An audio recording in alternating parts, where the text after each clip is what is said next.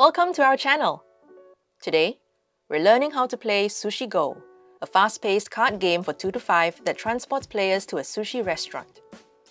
The objective is to create the highest scoring sushi combinations by drafting cards that travel around the table like a sushi conveyor belt. Let's tuck into the game. To set up, shuffle the deck of Sushi Go cards. Deal cards to each player depending on the number of players. Place remaining cards face down in the center as a draw pile. Let the feast begin. Everyone starts with a hand of cards.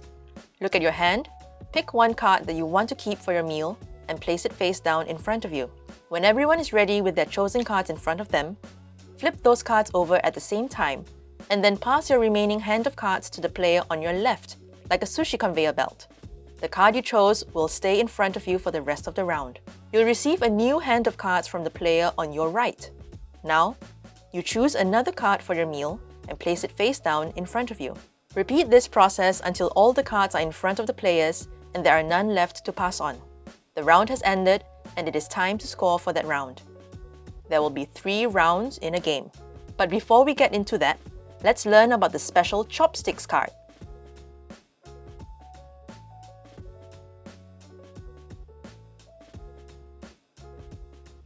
The chopsticks card would allow you to take 2 cards instead of 1 from a good hand. First, you will have to have chosen the chopsticks card from a previous hand and placed it in front of you.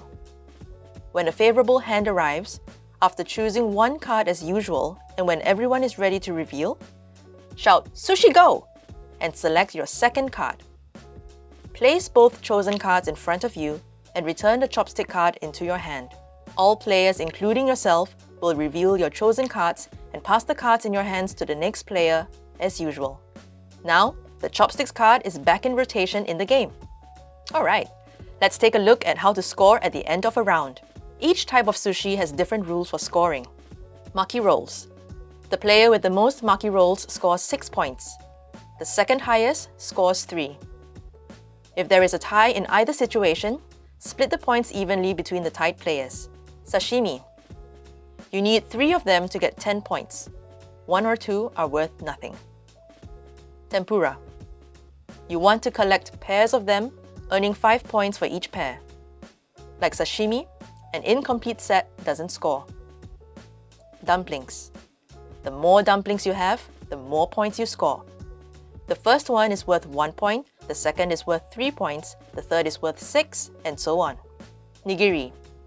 These score the number of points indicated on their cards. But if you have a wasabi in front of you, you can place 1 nigiri on it to multiply its score.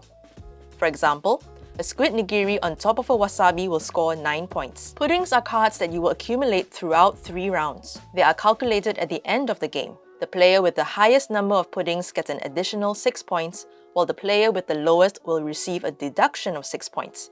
So be careful. At the end of a round, calculate your score from your maki rolls, sashimi, tempura, dumplings, and nigiris. Once done, place all these cards into a discard pile and draw the same number of cards per player to begin the next round. You should only have your pudding cards with you at the start of the next round. At the end of the 3rd round, do end of round scoring as usual and tally the scores across 3 rounds. Then, the player who has the most puddings should add 6 points to their scores.